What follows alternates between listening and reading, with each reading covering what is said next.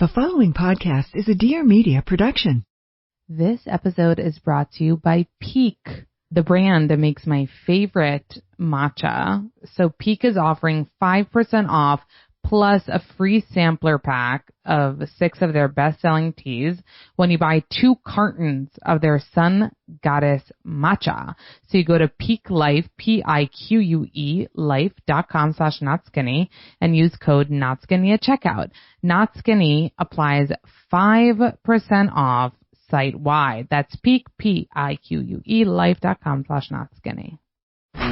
This is Amanda Hirsch from the Not Skinny But Not Fat podcast. You might know me from Not Skinny But Not Fat on Instagram, where I spend my time talking about reality TV, celebrities, everything happening in pop culture. I also talk to some of our favorite celebs and reality TV stars. We talk about what's going on. Tune in every Tuesday and just feel like you're talking with your best friends in your living room.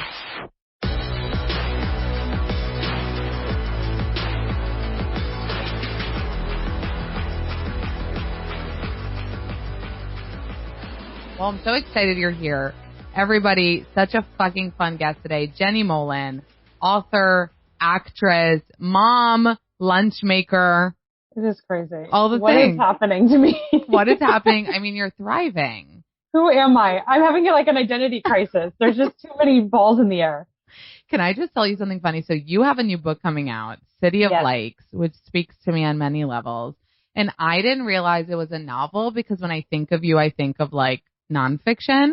Yes. And so I was like, she was married before to a man named Ilya. And then I was like, oh my God, it's a novel. It's a novel. Yes, this is a novel. Well, this one I had to write as fiction because if I wrote this as, a memoir, I think I'd have to move out of town. I'd take too many people to task in this book. Oh my God. It is so good and so relevant. Did you write it recently? Like, how long was the writing process for you? The writing process was, this book was such a bitch. It took me it's been almost 4 years. When it comes out, it will have been 4 years. From like inception to being on a shelf somewhere. And that is too long for me. Do you like to write, Jenny? Is it like you like the process? Yes. I mean, like acting for me was always annoying because I hate being trapped somewhere. Unless it's my own show or my own thing that I have control over every aspect of it, then I have to be there because I want the words to sound exactly as I wrote them. I get neurotic in that way. And Jason hates it because when he's like doing something that I've written, he's like, I'm an actor. I have years of experience. I think I know. I don't need a line reading from you. And I'm like, this is how it sounds in my head. And you need to get it exactly like this. So that drives him nuts. But for me, that's the only kind of acting I want to do. When I used to get, on these shows and be some, Joe Schmo's girlfriend on whatever procedural. I mean, you might have seen her on Chicago Fire, everybody. Boring. Yeah. And that was fun because I like that. That's a good crew, the Chicago Fire people. But I just hate being stuck somewhere. And with writing, I can travel around. I can be sampling all the bread in different cafes around town as I drink my 8th espresso shot and write all day. And it's just my own thing. It's so much easier to be a mom and a writer than a mom and an actress. I mean, I'm watching Jason. He's been gone for 5 weeks in Utah. Wow. That's just not doable as a mom.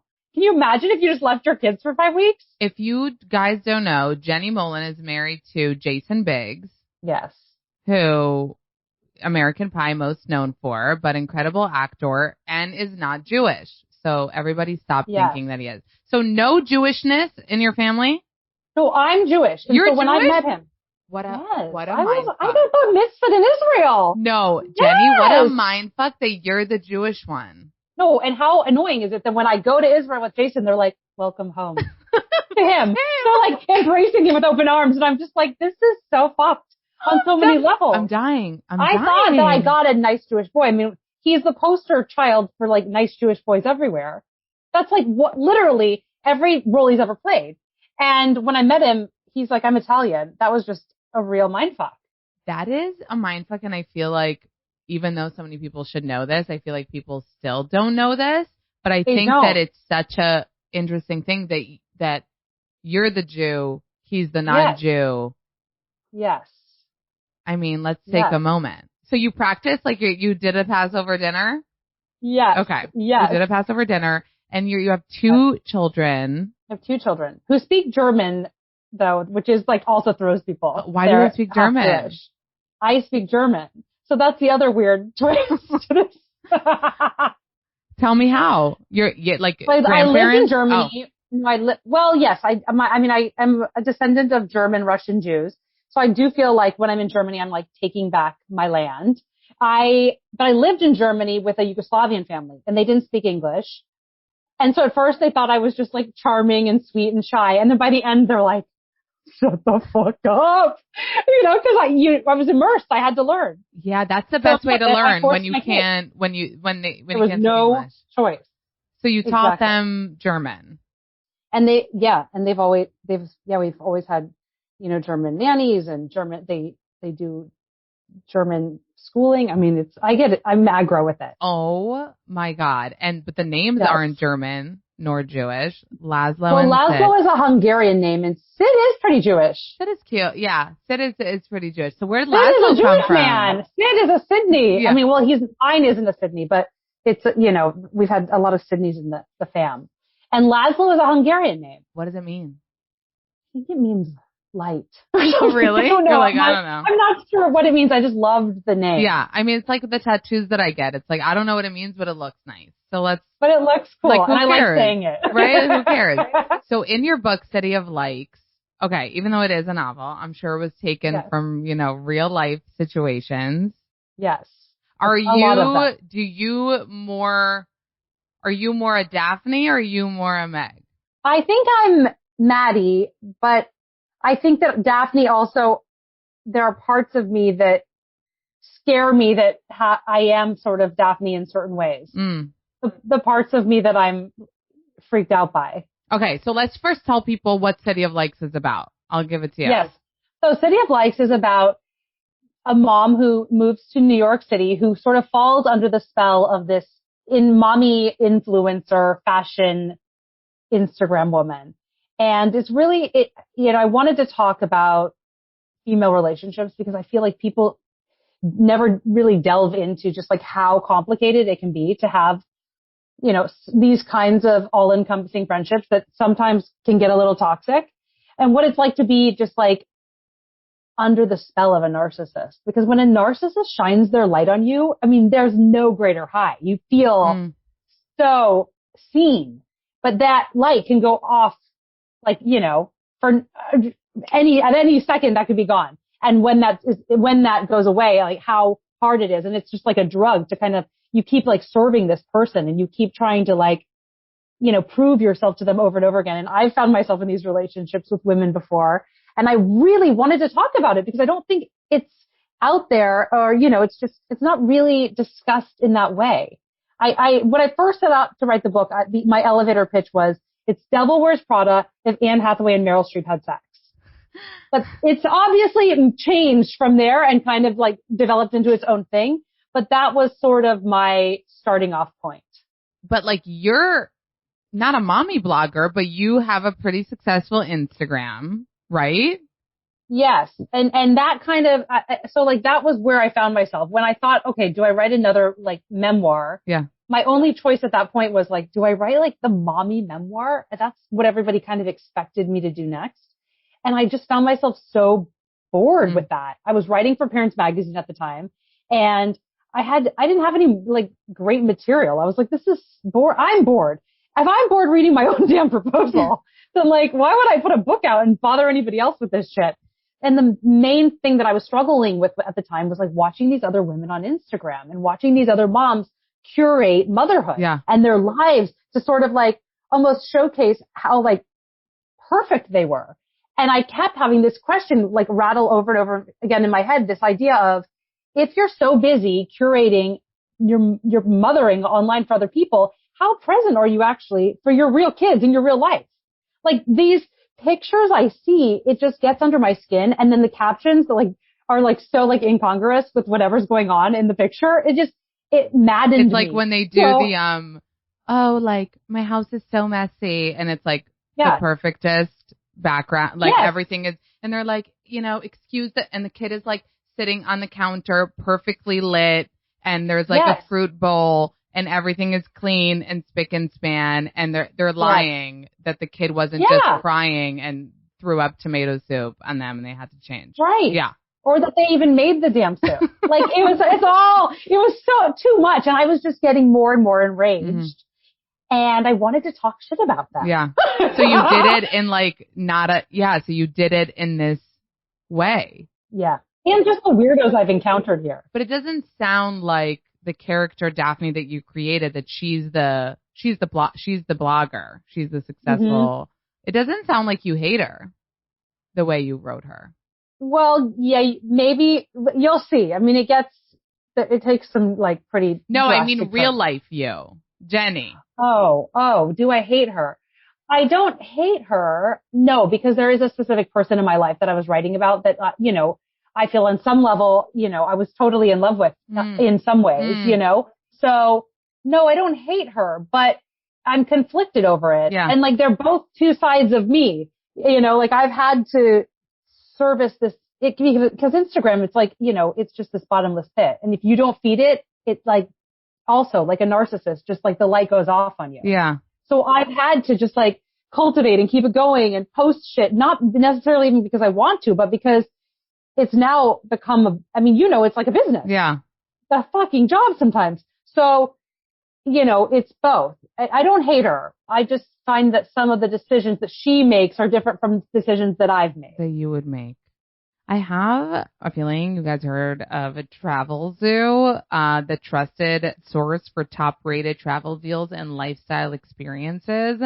So Travel Zoo is literally on top of finding the best experiences for their members and negotiate the best deals, literally the best deals to top bucket list destinations like the Maldives, the French Poly, Galapagos, South Africa, and many more. Most of their featured hotels are 4+ stars, and they just are constantly inspiring their members to get out and travel to destinations that might not be top of mind. And their deals are meant to motivate travelers to experience interesting and new destinations.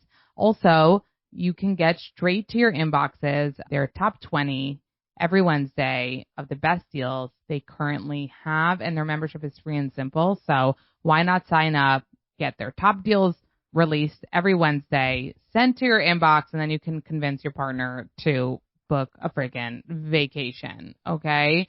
So you have to visit travelzoo.com/sign up to become a member. Okay. And then you can get hand-picked freaking vacations, and the membership is free and it's simple. You'll just get really great deals sent to your inbox. It'll make it easy for you to tell your partner that you want to freaking book a vacaciones. I was so excited to partner with Haya because my family, my mom and my older sister Allison, are just like the organic queens that I aspire to be. They're like literally court, so they know everything. And my sister Allison, who has a son, Liam, who is older than Noah, has been telling me about Haya children's vitamins, and she is obsessed, and so I'm so happy to have Haya be part of this episode. So basically, usually children's vitamins are like candy, right? They have so much sugar, unhealthy chemicals, and things that our kids shouldn't eat. Haya was created. It's now pediatrician approved, super powered chewable vitamin. So while most children's vitamins are filled with grams of sugar and can contribute to a variety of health issues, Haya is made with 0 sugar and 0 gummy junk, yet it tastes great and is perfect for picky eaters. So it's supercharged with 15 essential vitamins and minerals, including vitamin D, B12, C, zinc, folate, and many others. It's obviously non-GMO, vegan, dairy-free, allergy-free, gelatin-free, nut-free, and everything else you could possibly imagine. We've worked out a special deal with Haya for their best-selling children's vitamin. You can get 50% off your first order. To claim this deal, you must go to Haya Health. That's health.com/notskinny. This deal is not available on their regular website. You have to go to Haya, HIYA health.com/notskinny and get your kids the full body nourishment they need to grow into healthy adults.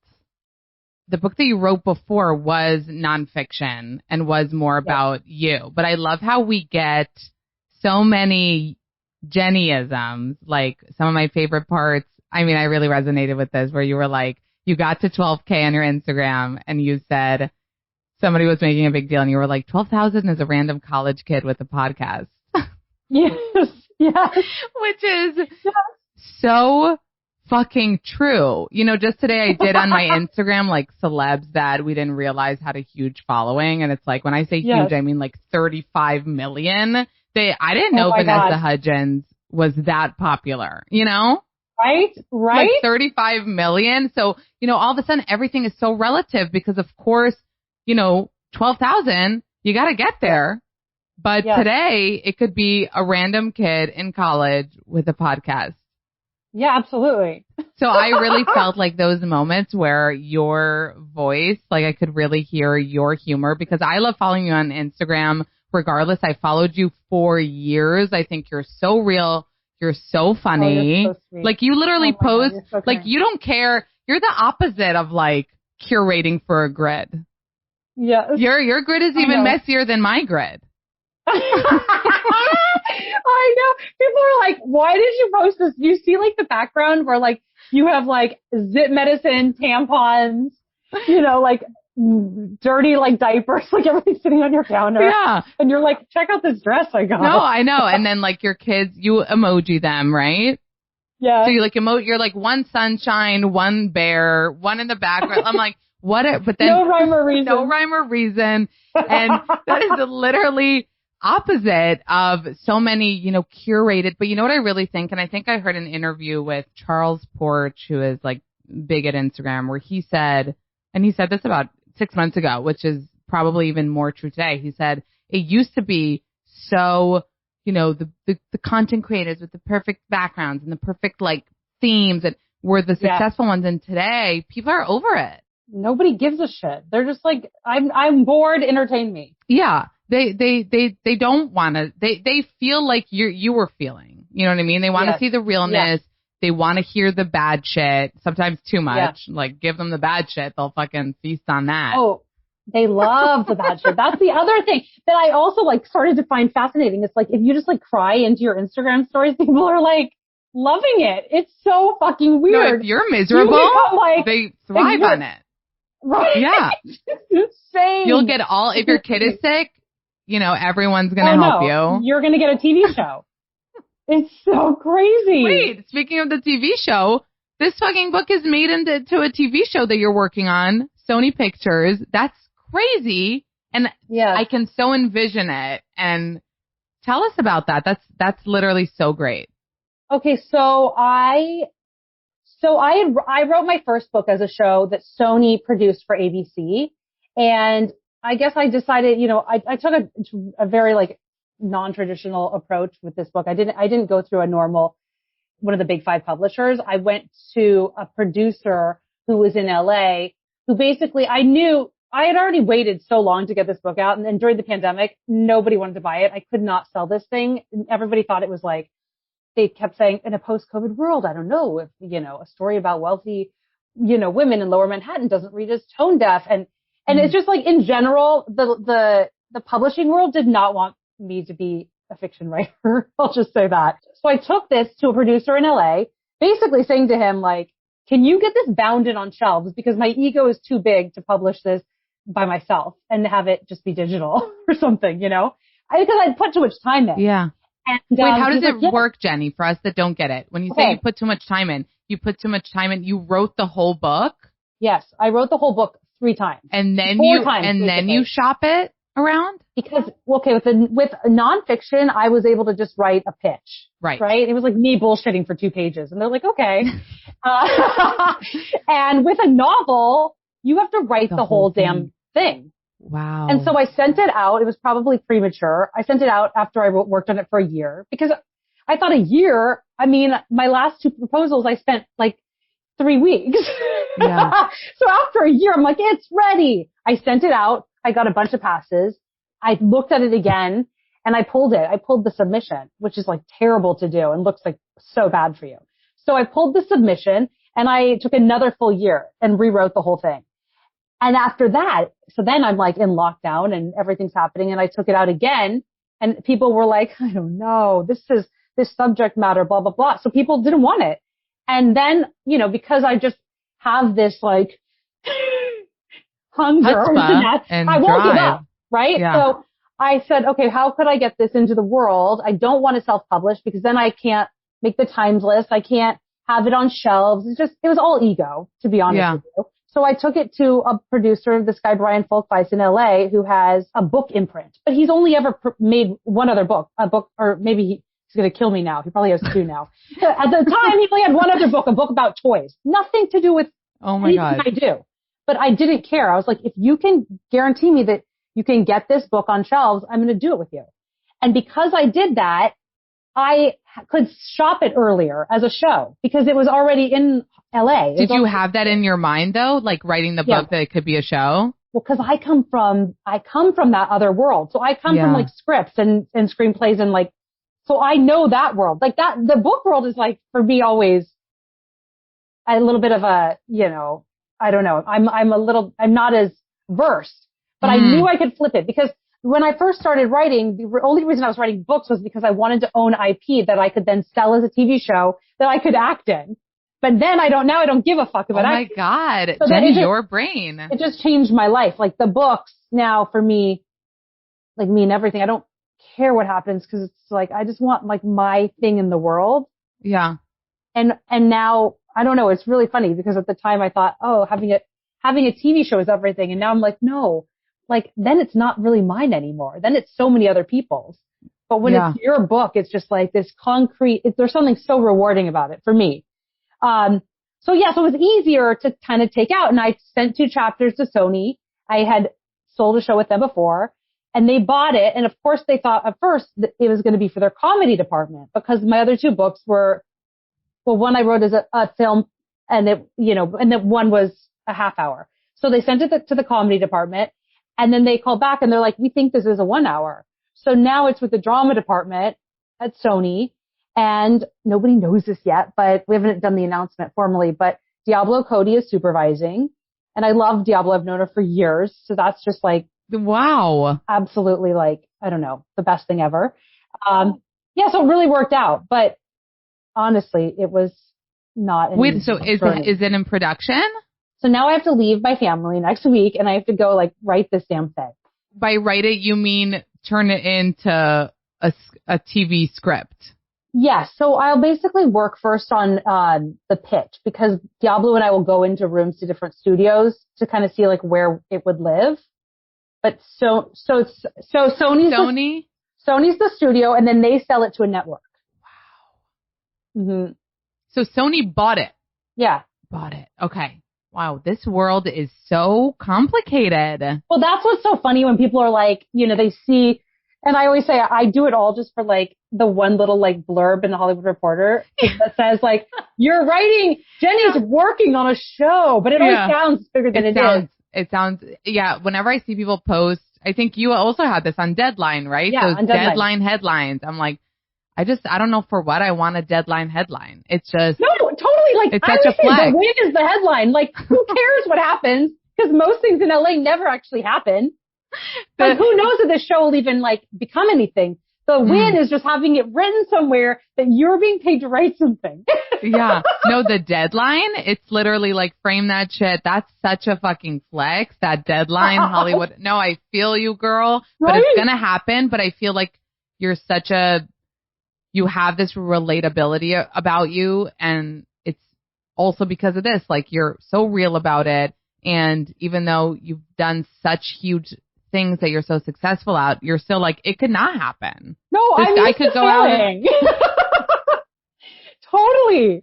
Yes. Oh and I'm comfortable with failing because it doesn't mean anything. Like for all your listeners, it's like failing it was what has to happen before you can succeed. So I always feel like failure when it happens, I'm like psyched because I'm like, then this is great because now the win is going to just like hit in such a different way. It's going to feel so much like bigger because I know that I like had to fight for it. And also you fucking worked on it for 4 years. I mean, that's the thing about writing a book is like writing a book. It used to be a dream of mine. But then I think now that I'm older, if I was asked, like, do you want to write a book? I'd be like, no, because it just looks like so much work. It's so much work, and you have to be self-motivated. No, I don't want to. That's hilarious. I mean, it's so much work. I mean, you worked on this for 4 years, and you're saying that when you first had to shop it around, you had to like get no's and deal with that. That's, I mean, it's not like an actor going in on audition and being told no right there when they studied the lines, you know, for a few 10 hours. minutes prior. Yeah.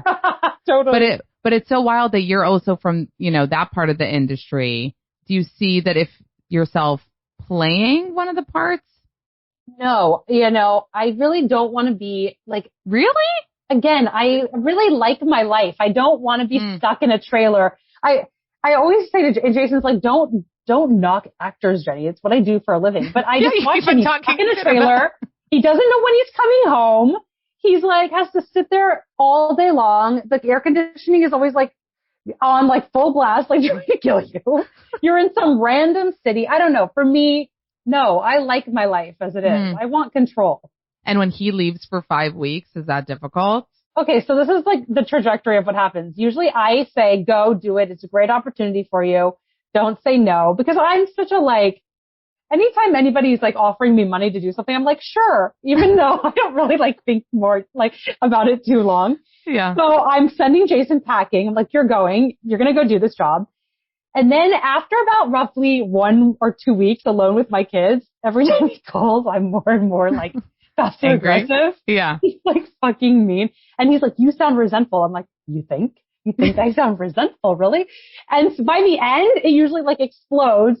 We're both texting our couples therapist. He's telling her that, you know, I'm bumming him out and I'm like, you know, just all I do is complain. And I'm telling him that he doesn't appreciate everything that I'm doing at home.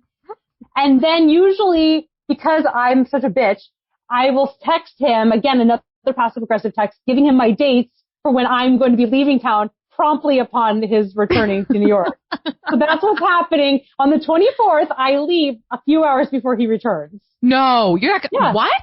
You're not going to see him 5 weeks? No, fuck that. No way. No fucking way. You know, like he sent me a text that was so rude and my mom was here. I found out my thyroid was hyper again. There was a lot of shit. I had to diagnose my nanny with shingles. There's been a lot of shit happening in this house. And he told me that I was being depressed. So you were being, and you're like, oh, sorry. It's gorgeous behind him. Mountains, trees. You know, he's like sitting there with Brandy on one side, Heather Graham on the other, and telling me I'm bumming me out. Wait, Brandy? Yeah, the singer. The singer, Brandy? Yes. Ooh. And so, Heather who? Heather Graham. Ooh, interesting. Do we know what this project is yet? It's a Netflix Christmas movie they're doing. Oh. Wait, where is because his he's show? Not Jewish. Because okay, I am obsessed with Splendid Spoon. I get obsessed with things that are easy for me to put my hands on, that don't require meal prep, that, you know, are just delicious plant-based meals and snacks right outside my door. Thank you. Ready to eat food designed to fit into my busy schedule instead of taking time out of it. Thank you.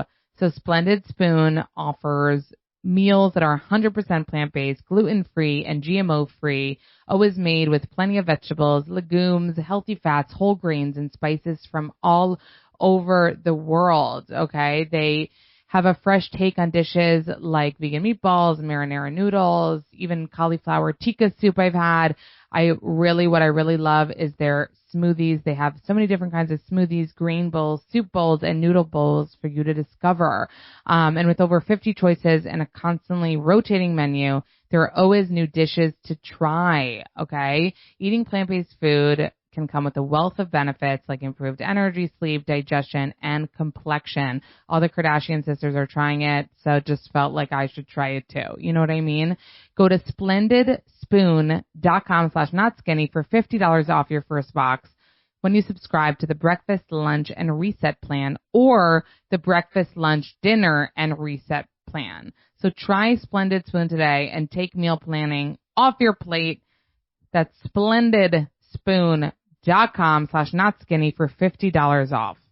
Okay, most of you have already heard me tell you about Prose, the world's best personalized hair care, and I'm just here to tell you about it again because ever since I started using Prose, my personalized hair care with my name on it, literally, I've had to wash my hair less. It's been shinier, smoother, softer, stronger, all the things.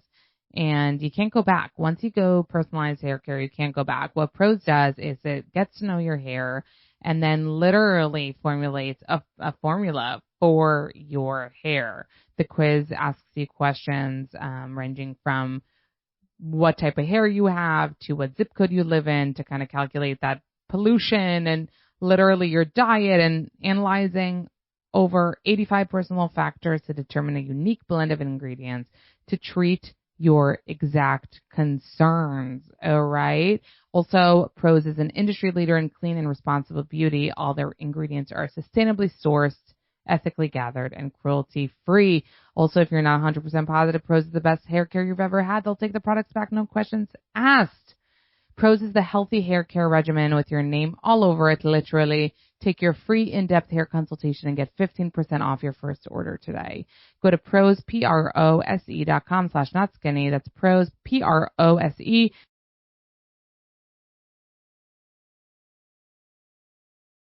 Why do you call him Jaden on your Instagram, by the way? Well, it started out, my phone used to autocorrect Jason to Jaden, which I find funny. It's like Jason, I think, is one of the more common names ever given to a man on this planet. And my phone's like, you must mean Jaden. I don't even know a Jaden. Well, have you ever wanted to talk about ducks? Because I tried to spell fuck and it never works. Again, why would you ever think I'm saying ducking? Why would you ever say... I've never wanted to say ducking. Yeah. Never. Yeah. Even when I'm ducking, I'm saying fucking. Like, right. Even when I duck, I would be like I bent down. I wouldn't even use that word. I'm not smart enough for that big word. Yes. Yeah. So that's why I started it. And then I liked it because it's like a little sort of disrespectful and sort of felt like, I don't know, puts him in his place. Because again, you have to realize, like, for the first, let's say, 10 years of our marriage, I was always being written up everywhere as Jason Biggs and guest. And so it was always just this like +1, and I really felt unseen and like I hadn't done enough with my life. And I like resented the fact that he was famous because it made me feel as an overachiever, even like less accomplished. Yeah. So I like to call him Jaden on my Instagram because it's like, you might be Jason Biggs in real life, but on my Instagram, you're just Jaden. Right. Like on your Instagram, like we don't care that you're Jason Biggs. Yes, we don't care. Yes. You're Jenny's Jaden. And then he's like, what did I ever do to you? Like, all I've done is support you, and all you do is try to bring me down. Like, all I've done is try to lift you up. Yeah. It's not my fault I was famous when you met me. Yeah. But you met on a movie, which is so Hollywood of you. It's so weird, right? I know. We met doing a movie. We met on a blind date prior to being cast in the movie. We were auditioning for this film, and one of the guys who repped the writer on the movie was trying to date my sister. And he said to me, would you want to see the audition tapes? I have access to the tapes so you can watch all the girls you're up against. And as an actress, I was like, yes, that's like the question I've been waiting for somebody to ask me my whole life. Yeah. So I'm watching the tapes smugly, you know, like watching all these girls that I'm up against, the same girls that I would always see, right? Yeah. And then he goes, while you're at it, there's two guys. One is Jason Biggs and one is this other guy. I think it was this actor named Todd Grinnell. And I said, well, fuck Jason Biggs. You have to give it to the other guy. Like, you have to give it to the underdog, because I was projecting, you know, like I'm the underdog. Don't give it to Lake Bell. I want the job. You know what I mean? Oh, and Lake Bell was your kind of competition?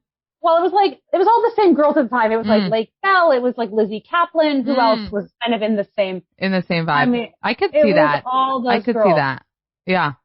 It was all Ricky Lindholm. It was all of us. Like there was just a crew of us that were always in the same same pool. ducking. Yeah. The same ducking pool. And then I watched Jason's audition, and he was amazing. And I had to call Doug back and say, Doug, I'm so sorry, but I never realized that Jason Biggs was such a good actor. You have to give him the job. And so then a few weeks later, my sister called and said, would you go on a double date with me and Doug and Jason? And at the time in my mind, I thought Doug had more power than he did. And I was like, well, I want the job. So I guess I'm coming. You really thought Doug had more power than he did. You were like deciding on who's going to be in the movie for him. Yeah, I was casting the damn thing. And then, so I ended up on this double date with Jason and we hit it off, but I didn't think immediately like, oh, this is my husband. And then he got cast and then I got cast and we ended up in Boston together for 3 months and we were married 9 months after meeting. I mean, it happened so fast. How old were you when you got married? I was 28, about to be 29. Oh, okay. Yeah. Oh, damn. He swooped you up. Wow. 9 months later? It's so crazy. I mean, there was a lot of not because there was a baby. I just said 9 months. Was there a baby? No, but I was pregnant at 6 months, so that I thought I was like free. I mean, basically, it's all in my first, second book, but we were on ecstasy. I got pregnant. I thought, I have to have an abortion. Then all of a sudden I went from like being in love with him to like, who are you? You're hijacking my life. I'm too young. I can't be with you. I was like, shit got real. And then I ended up having a miscarriage. Well, then I decided, okay, I'm going to have the baby. I'm just going to like do this because I am in love with this person. And so we bought an SUV and then I had a miscarriage after we bought the SUV. And then I felt like, oh, wait a minute. I had a minute to like think about it again. And then we just were like, let's fucking elope. I mean, we'd been through so much at that point. So yeah. Oh my God. It's not like a story. There were a lot of red flags. I mean, it's nothing I would advise others to do, but we have been married for 14 years on Friday. Wow. So it worked out. Happy 14 years. And how much, you guys are in New York, but how did you spend some years in LA together? Yes, we were in LA. I was in LA. We were both in LA for about 19 years. Oh, wow. Because I went to UCLA, so I was there for college as well. And then we lived there together for 5, 6, 7 years together and then moved to New York. And do you like it here better? I do. Really? I can't imagine being a mom in LA. Tell me why. Well, when I lived in LA, I felt like I was a doctor who worked at the hospital, first of all, just because of my profession. It was like I could never escape work. Even on everywhere I turned, there was like a billboard of somebody doing something I wasn't doing. Or I'd be on a play day and people are talking about, it would always come back to the industry, everything. And it's just like, you only know one type of person in LA. It's not diverse at all, at least the pocket I was existing in. And I was in the car for at least 3 hours a day, working. I wouldn't be home to put the baby to bed at the time. And it was just not fulfilling. Also, I don't know. I'm not into like the private school scene in LA. It's just a little too, like, I don't want my kids to go to school with other actors' kids. I have a weird thing about that. With like Jessica Simpson's I'm just like, daughter Maxwell. I don't want my kids like name dropping shit about like, whose dad or mom or, whatever is doing whatever. It's just gross.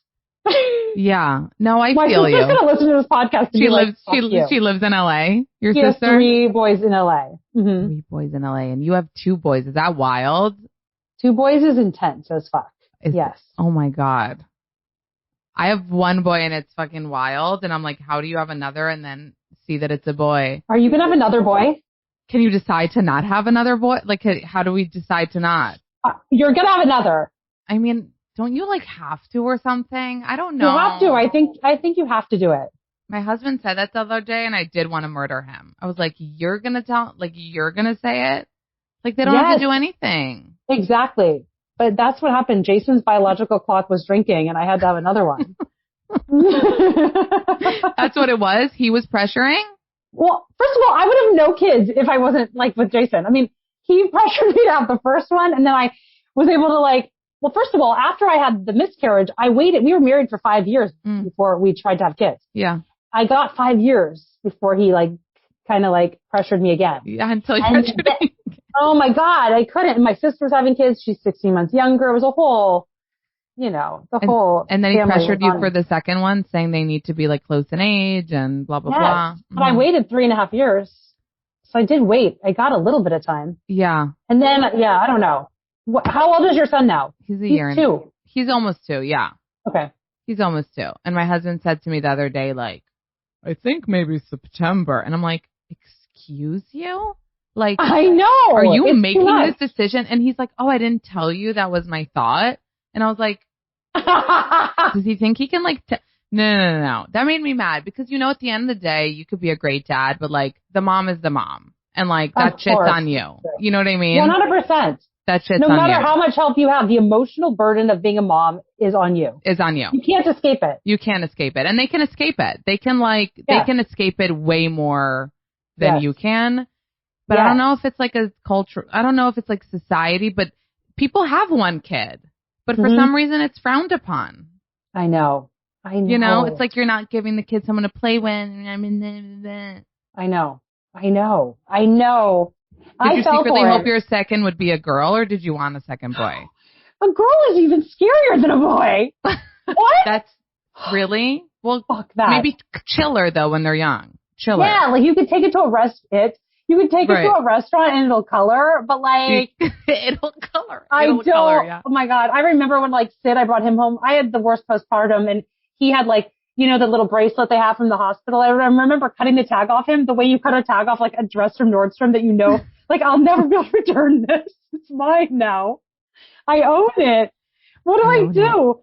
And they don't tell you. Nobody tells you that in the hospital they send you home. Like you could be a murderer. They send you home. 100%. They're like bye. Have a good life. You're like, I'm leaving with this fucking thing. Yeah. And why does nobody tell you that your OBGYN like doesn't love you after you have the baby?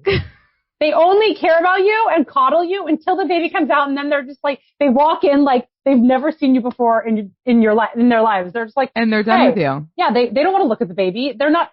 I thought my OB like after like birthing cared about you. I showed him a picture with the baby. I know. I showed it. I remember going to my checkup after, and I was like, so this is Noah. I was like one of those people. He was like, cute. Yeah, they don't even care. It's crazy. Okay, nowadays, you're not just like going to the store anymore and picking out something that other people have. You're unique, okay? And that's why you need a unique pair of glasses that you literally customized for yourself. I'm talking prescription glasses from Pair Eyewear. Pair Eyewear has a base frame and magnetic top that makes it easy to switch up your style. Their base frames start at just $60, including prescription lenses, which is very, very affordable. They have hundreds of top frame designs to match whichever base frame you choose.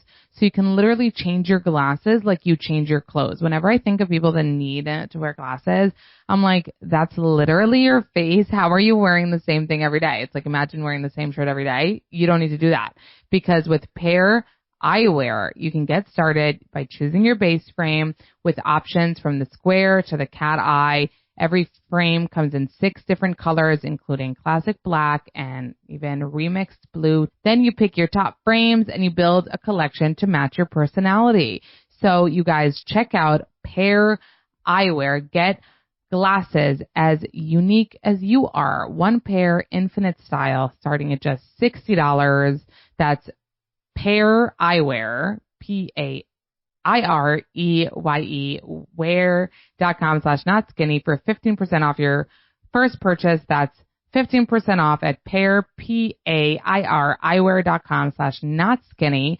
For every pair purchased, Pair provides glasses and vision care for children around the world. Jenny, how do you explain the fact that you're like this fucking real ass bitch? You know, we're making fun of mommy influencers. We hate that. But you make dictator fucking lunches that put people to shame. Okay. So I really want to explain dictator lunches. So I have a dictator lunches book coming out, by the way, in September, the 13th. And the beginning of this book, like I talk all about how this book, like I never meant for that to turn into anything. It was literally just me as a working mom trying to sublimate my own guilt for not being around, not like doing pickup and drop off. And so I would make these lunches because I'm a Jew and food equals love. And I wanted to send him to school with this like movable feast because I never had that, you know, my parents, I was a latchkey kid. and nobody was doing that for me. So again, I think who you are as a mother is it's so informed by like who you had as a mother, right? So like I'm trying to be the mom I never had. And that's why I started making the lunches. But like, yes, I'm so worried because I do think that people look at it and think, oh, she's showing me how awesome her kid eats or, whatever. But like in reality, it's all about me just grappling with my own inner demons. Well, I think it's also just shows that a person is like complex and has like you're like an anomaly. Like you have more, like on one hand you'd look like a person that would make fun of that, right? It'd be like, no, my kid eats McDonald's. Yes. But at the same time, you make these lunches, you guys. Oh my God, check out Dictator Lunches on Instagram. Seriously, fuck you, because they eat it too. I mean, you show the after and they're eating it. They're eating cauliflower. They're eating green beans. They're eating it. Yes. Well, I don't fuck around. I'm like, there's no kids menu here. Like you guys are eating it or you're going to just like not eat. And I'm really like intense about the repetition because I do find that, a lot of times you think, oh, my kid doesn't eat this. It's like you've tried it a couple times and he didn't like it. But if you keep presenting it, I guarantee you over time, it's like training a small horse, So you have to look at these So they're things. good eaters, both of them? Yeah, Sid's better than Laszlo. Sid's a better eater than Laszlo.